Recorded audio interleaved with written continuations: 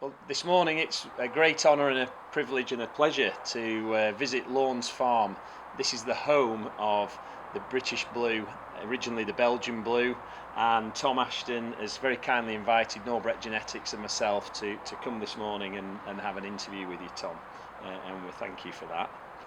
You're very welcome. Anytime you want to go to Lawns Farm, it's an ever open door.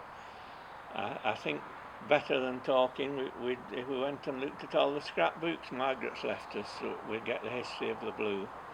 Tom, do you want to just describe a little bit about the family business just prior to that first importation, and then lead us through into how the first importation, the timings of that, the year, and a little bit about that first importation of Belgian Blues, as they were called then, and just give us a bit of a background to what got the Lawns Farm was a 60-acre arable and stock farm which was rented, and we built it up after I left school, and we were farming 600 acres with both suckler cows and arable.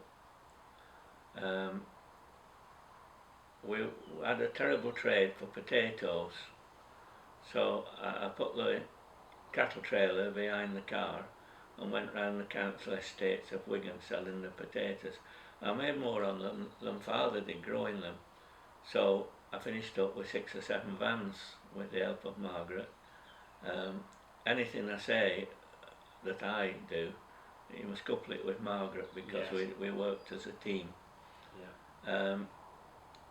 And then we spotted freezers going into houses as we were going around with the potatoes and the eggs. So we started killing our own animals and marketing them to the public.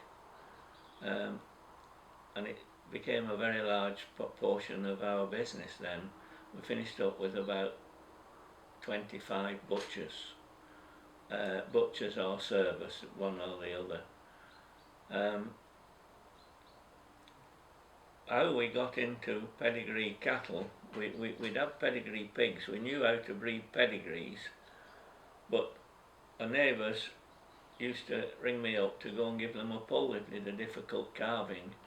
Some of these continental breeds were bad to calve, and others had a bad temperament, so we thought we'll have a few days off before we get busy, and we went to the Summit Élevage in Paris, and it's beginning of October, just before we got busy, so we went for a weekend, if you will, and had a very good time in Paris.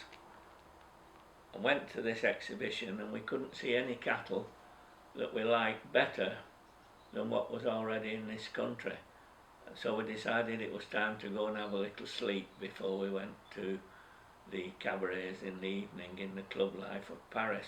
And we're just walking out of the arena, and my eyes caught Margaret's eyes, and we both nodded, and it was the Belgian Blues. Right. And that's how we first found them. What year was this, Tom? That would be 79. Yeah. So how did the importation go after that? We had a lot of trouble. Our many great friends, and they're very clever people, the Belgians, but at the beginning we kind of thought they were the Irish of the, of the continent, because we'd gone to buy them and they shipped us off home. Right. And we then came and went all round cattle, and we picked out what we wanted, and all we wanted was one bull. But we couldn't have, one female and AI it, but we weren't allowed to import semen, so we had to buy a bull. So if we were buying a bull, one female wasn't enough, so we bought 4 females and a bull, and that's where the story began. But we went to buy them, went all round and picked out what we wanted, and they said, not possible, health status not sufficient, not possible, health status not. Well, he said, what have you brought us for? We've got some more for you to look at, but we just want to make sure you're interested. So that was another week off work to go and actually buy. Who were the people you were dealing with? Was it the society or a mafioso type organisation? Mr. Dittal was a wonderful man, and he was to do with the herd book at that time. Yeah. And he employed somebody out of the army that never went back to the army because he spoke English, and his name was Pierre Malou. And he's had a top job ever since we went out there because he could speak English. Mr. Dittal finished up running all the AI stations, and they both became very good friends. Sorry to interrupt, the AI stations would be then Haliba and Linelux. Yeah. Haliba, we were handed over when we picked what we wanted to a Monsieur Hardy, and we used to laugh the way he used to say Tom when he spoke to me, not Tom, Tom. He's still living. He's in his 80s, and he did an awful lot of work for them, finding them and getting the standard fit for export. And there was a treasurer that looked after the money, and he died about a month since. But yeah, we got a great team together, but they're all either gone or getting old now. That's right. Tom, I think it'd be interesting really just to find out a little bit more about where the breed originated from and your understanding of how the breed developed up to the point that you brought it into the UK and the type of animals that they had in Belgium. In Belgium. They were imported Durham Shorthorns, the Belgians did, and the Shorthorn was the #1 breed in Europe at that time. That would be in the late 1800s somewhere, and somewhere along the line, they don't claim, but they will have got Frisians in them because that's where the blue came from.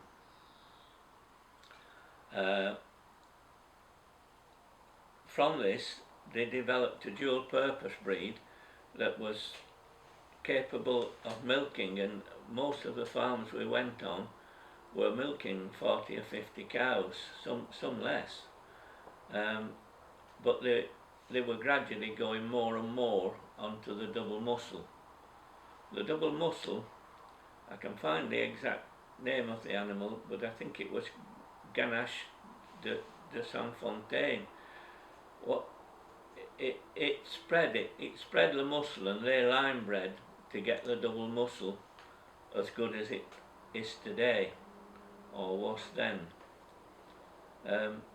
Whilst they had cows that had 12 calves with natural birth that told me that they had longevity, but they also did a lot of caesarean sections because the value of the calf was so much that they didn't want to risk losing it by giving it a full life. So they got doing a lot of caesarean sections, but not nearly so many were needed as what they did. Right. And we soon found that out, and we found out that if there was any risk, you had a Caesar. If there was no risk, you delivered them naturally. Some would calve on their own. Yeah. As we went round the farms, there was some that hadn't kept up with the muscling, and others were as muscled as they are today. We're very conceited people, we British, but we always think we improve everything when we get it. I used to say when we went round the shows, if we're so clever, why didn't we do it with our own breeds instead of coming taking yours? But certainly most of the class beef animals in this country come from one continental breed or another. Yes. So the first importation, what was your selection criteria, Tom, and how did that change over subsequent years in those early 80s? What did you bring over, and what was the main criteria? We wanted the very best cattle we could get on the criteria of muscle, but we were very, very determined to bring natural calvers, and each of our animals that we brought were naturally calved. And then as time went on, we weren't as worried because we realised that a lot of these Caesars were done as routine rather than as necessity. We went round lots of farms on the actual buying trip. We were very lucky in that one of them, Debutant de Mirage, gave a lot of embryos and bred tremendous good quality animals with Lulu de Val-Thorol. The others did okay, but it was the one that produced us a lot of high quality animals. Both Debutante and Lulu, you imported both those animals? Yes, yeah. Together. Yeah. And that combination proved to be a golden combination? It did. Right. We went back for the second importation, and a guy by the name of Coates, and his son is now Graham, who's kept with the Blues, and he'd ordered a female for me to bring. Herpine, I believe its name is. Oh yeah. It went on for donkey's years. But he rung up, he said, while you're out there, bring me a bull, but bring me a very little one because I've not much money. We went to De Mirage farm looking for a bull, and there's about 30 young bulls, about 8 or 9 months old, and I picked 2 out. And we must have known something of what we were doing because they were the next year's calves of the mother of Debutant and the mother of Elegant. So we then picked one of them to come up and be a stock bull. And what was that called? Do you remember? It wasn't. I think it was Fox. Fox de Mirage. And where did Gavroche feature in this? Gavroche came later because nobody was bringing bulls, and I needed another bull, and we selected Gavroche. The milk board helped us a lot later on, but at the beginning they didn't want to take semen for us. They'd some experience with some double muscle cattle from Denmark, and they didn't want to put Lulu in AI, which was vital to me because we weren't a wealthy family at that stage, and we needed to get some money back. And they wouldn't put. They said that he reacted to, I think it was IBR. Anyway, I'd had him tested for fertility and that in Belgium and for disease. So I told them to get him tested again, that I knew he was right. So Tom, interesting to hear how that first importation went. Can we just tell me how, once you got those first animals in, how you then developed the numbers and the people that surrounded the breed and became involved with the breed? What were your early memories from then? We didn't get any help from anybody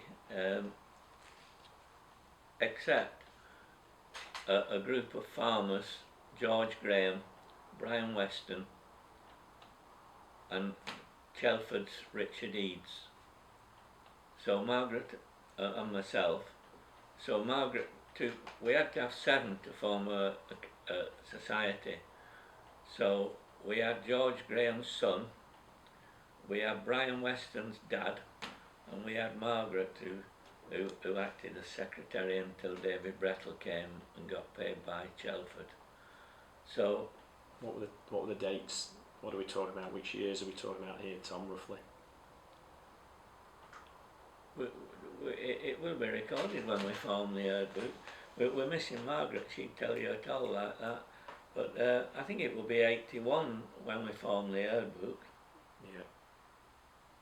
It could have been at 80, but yeah. We got it formed quick because when we were licensing Lulu for AI use, we were advertised to get the herd book quick, otherwise somebody else might start a herd book. Yes. And then you've no control on quality. Right. which we only brought what we thought was the best quality. Yeah. You could have gone rooting round and found cheaper, but if you found in a breed, you must start with the best stock available. So from very small beginnings, but we did keep selling a bit of semen. People kept telling us we should give it, but we kept selling a bit, and as the calves were born easily. Mainly to dairy farmers, Tom? Virtually all to dairy farmers. Yeah. And it just grew as they got the calves and easy calving, it just grew. Now a phenomenon there is that with a problem selling the blue bulls and the black bulls, they all wanted the white bulls, so they got the blue and white calves. So I started telling people that for a suckler herd, you were better with a black one or a blue one. And everybody swallowed it. So consequently, right up to this day, people are looking for blue or black for the suckler herd, and it's not necessary. But you started it. Started it to get rid of the bulls. And it's interesting though, isn't it? Some of those darker coloured bulls do give you a better stamp of colour, maybe.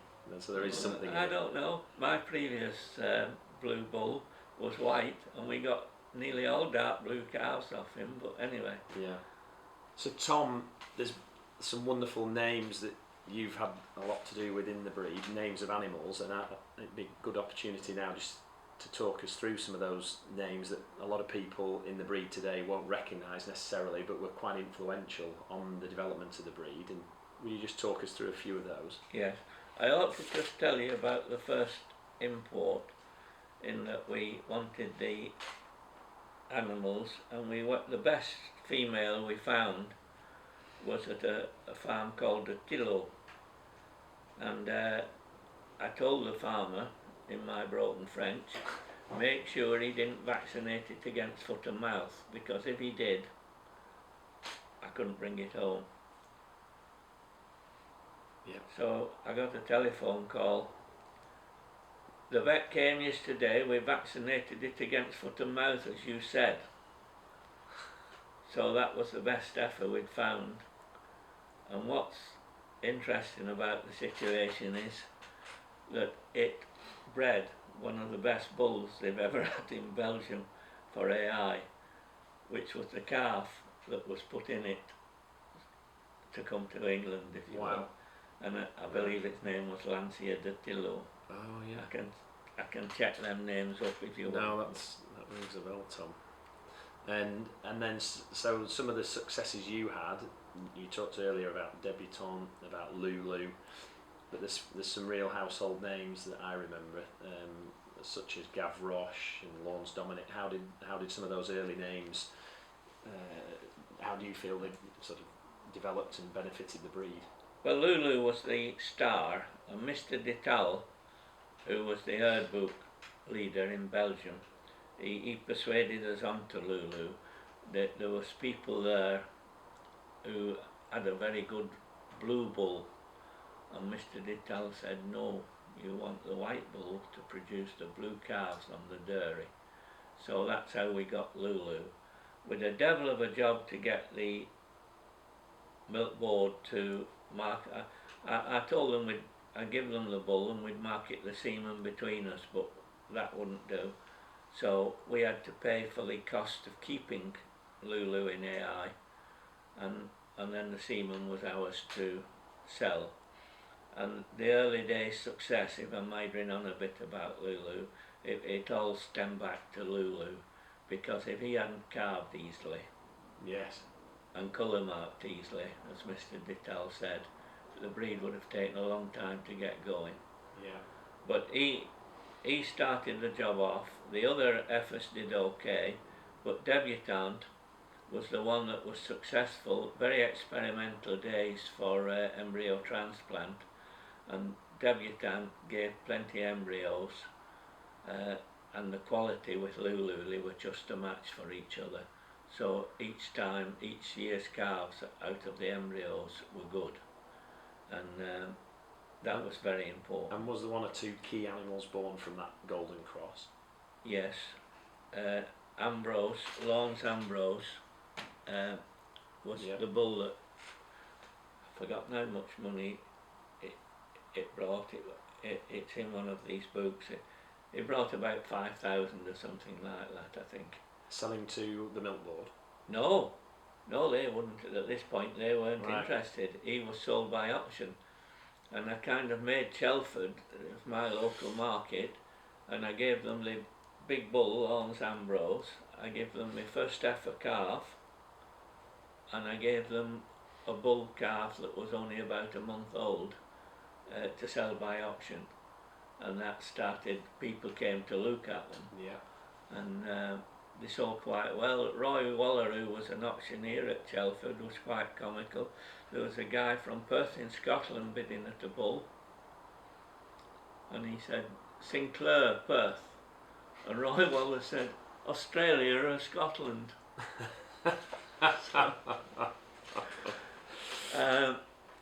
So they were the animals. Ted Ace, who's still connected with the society, as is his son, bought the first female calf, and of course that got it right to the extreme south of the country, and people went to his farm to look at it. So that's how we got going without financial aid from where you'd expect it, if you will. Yeah.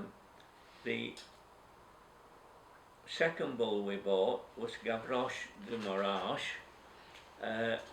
We picked from de Mirage because we've been so successful with the two females, Debutant and Elegant. I think Elegant was probably the better animal of the two, but not for the quantity and quality of the breeding. So we picked Gavroche, and there again the milk board weren't interested. And then when I had about £20,000 worth of semen on stock and wondered what they had to do with it, they come and said, "We've no semen and we can't import semen. Will you sell us that £20,000 worth of semen?" It was better than selling a bull. Yeah. But they still didn't buy the bull, and when they came again, I got full up again of semen backing up on me because they were selling it instead of me. Right. So I sold them the semen and the bull as well. Very So good. they got the lot at the finish. What year was this, Tom, roughly? We're in the mid-80s here, 84, 85. Yes, somewhere there. Yeah. And then Lawrence Dominic, where does he feature? Well, he's a son. I kept semen off Ambrose, and he's a son of Ambrose. My wife's name, by the way, Ambrose, so it was fitting that we should have a very good bull. Yeah. And Dominic did everything that Ambrose had done and more besides. And even now, if you look at the ratings, he's still rated one of the better bulls in the breed. And I always thought that they kind of got them doing not as well after a year or two, so that you buy new bloodlines. But he stood the test of time. He has indeed. And Jasmine Dupree-Rosine, she was a good old show cow that I can remember as a boy. She was a wonderful show cow. My best cow was Lawrence, another debutant. Only it had mastitis very young, and it wasn't an Englishman's cow. Like when you were showing it, she didn't show herself to the best advantage. She'd put her head down like a donkey. But if you itemised what she got everything. And then the one that was the show cow was Jasmine, and everybody liked Jasmine. She walked well, she held her head well. There was nothing at all wrong with her, and she won us a lot of shows. But funny enough, we used to draw lots for people that wanted their animals coming, and I drew lots and got Jasmine. And when they arrived in England and I saw it, I thought, I've been unlucky there. She did terrible in quarantine. She mustn't have settled down, But as soon as we got her home to Lawns, she picked up and she was a good cow. Developed. Mm. So in the late 80s, Tom, once the breed's established itself, how did those early politics, if you like, develop? You'd done the importations early days, and then there was lots of new characters coming on board. Tell me about sort of the history of how the council was formed and developed. Looking back, it went pretty well, except they had to do trying to get rid of the chairman at one point because he'd done some petty crime. That was after I'd finished. But you got people like Margaret would say, they're all butchers this time, and everybody that had ordered animals to be brought, they were butchers. And another time she'd say, they're all calf dealers this time, Right. but it seemed to go through a different section of farming for every import. And Margaret was the import secretary, so right up for a long time. Yeah. A very important thing we did was manage to get Joe Noble, who was a livestock officer, and we got him on very favourable terms. He was just retiring, and he gave us creditability because they'd just finished licensing bulls, and he'd been the man that licensed them. So he came to us that everybody kind of looked up to Joe, and we took him on every import, and he looked at it. Him and I vetted each animal, and So those were some of the early breed standards, really. that's right. Yeah. And then when it was calf dealing at one time, it was Michelle Wilde, well, her name was Gardner then, and she was an influence, but she created me a lot of problems on her first animal. We're coming up from Southampton and we got to her farm with a load of animals on. She'd gone out for the day. I suppose you'd expect that of Michelle as you got to know her, but she became a great friend and a great friend of my daughter's. But I wasn't very pleased when we've a load of animals that need getting off the wagon and we can't get it unloaded. Yeah. Anyway, we eventually got home. That was Michelle's early start into the breed. That's right. The famous Yeah, Ridge Dean herd. she ordered one animal. Yeah. In those days, it was only later, I would think it was when we went in the EU, that people could just ramble across and bring them. But there was an awful lot of paperwork. So what we did, we bought the animals that we thought was right, and if there was 20 people, we then got the old lady where we used as a quarantine station to pull the name out, and we got one of the Belgian people to pull the name of the animal, and that's how you decided that was which your animal. selection. Yes. Ah, interesting. And were these the early pedigrees, Tom? Yes. So just for the camera, we'll show these. These are quite interesting. The fact that the pictures of the siren down and then quite unique, really, aren't they? Yes, I don't think they'd exported animals before. They'd had some taken across the border into France, but not exported as such. They'd had a few cull cows gone to Denmark, but to export as such, no. And it took an awful long time to convince them that we needed to improve the legs, because they said they'd only small herds, milking herds, and they said the bull doesn't have to walk far, so we don't need, and they only took 2 calves, and they got one to put back in the herd, so they didn't need good legs. But they realised when they saw the British situation, and in particular the Australian situation, that we needed good legs. Good legs. And that's something we probably still see today a little bit, that there's a lot of artificial insemination used, but bulls on the whole out there don't generally need to walk far like they do in the UK. No. And so would I be right in attributing some of that early development on legs and feet to yourself and some of those early breeders, but also I'm thinking breeders like Danny Wiley, who was a showman, or is a showman, and they really started to home in on a large scale on the legs and feet and selection, didn't they? Yeah. we got help from breeders like Danny as time went on. But we were, how shall I say, we'd improved them by the time they started taking them on. Because with our criteria of selection in Belgium, we were very, very fussy. And we were also fussy about the jaws, which sometimes the teeth don't quite join, and it's something to do with double muscling. But we never ever brought an animal without its jaw being perfect into this country. What the situation is now, I don't know, but if you kept a female and the jaw wasn't quite correct, it didn't seem to impede it at all. No, well, that selection criteria is part of the society's standards now, so yes, that's important. I was ready for finishing being chairman before I did, because I was neglecting, whilst I was doing all this, I was neglecting my own business. And I remember going to a AGM, and I'd said to my wife, it's 10 years I've been chairman, I'm finishing at this AGM. So when I'm starting the meeting to announce that it's my last year, Clive Godden said, excuse me, before you start the meeting I've a proposition to make. I said, carry on.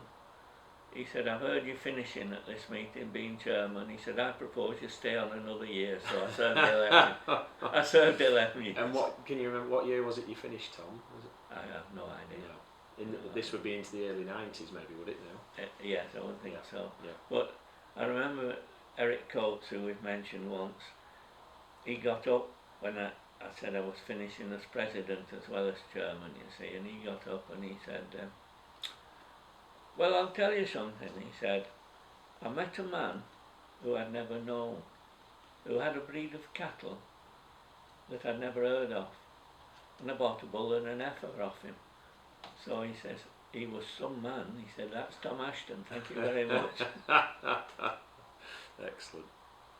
And thinking forward, Tom, I know you haven't been sort of directly involved with the society for a while now, and you're stepping back from doing a lot of judging, and you've obviously judged a lot over the years.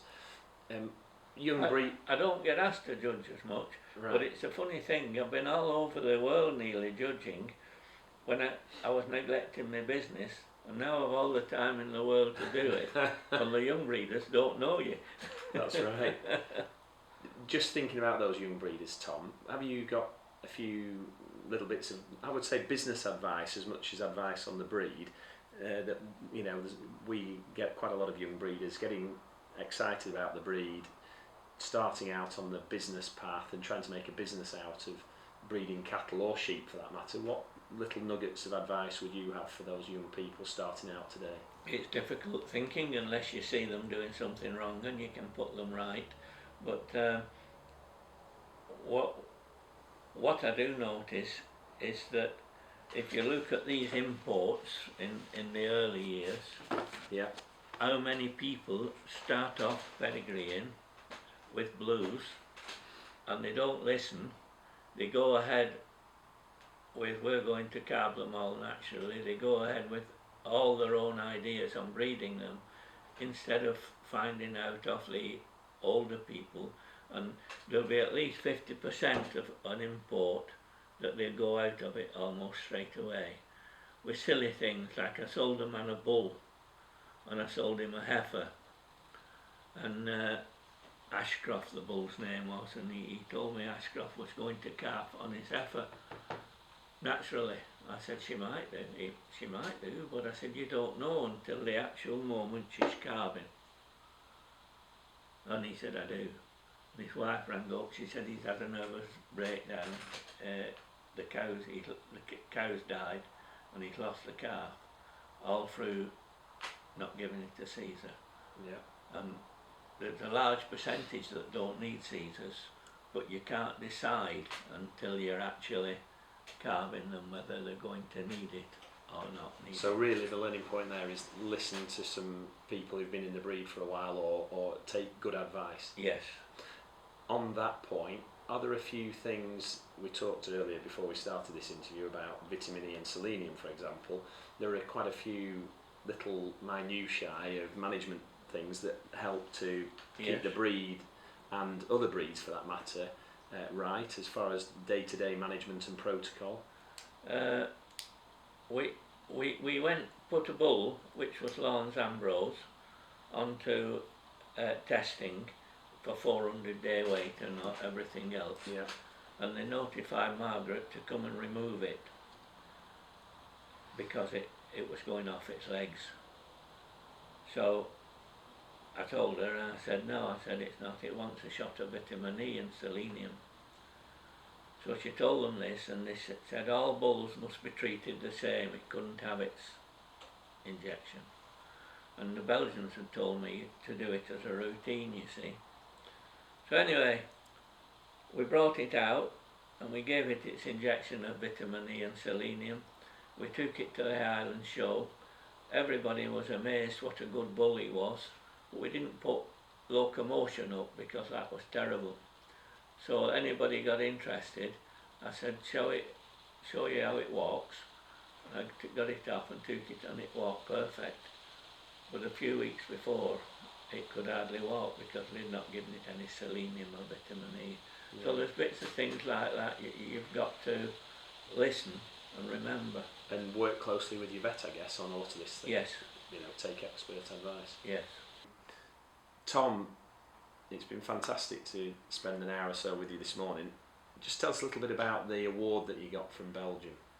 Well, we were across, Margaret and I, with the milk board buying the bull for them, and we got invited out for a Belgian dinner in the evening, and Keith Cook of the milk board whispered to Margaret, tell Tom to get half a dozen words together. She said, what for? He said, I'm not supposed to tell you that. But he said, tell him just to be prepared.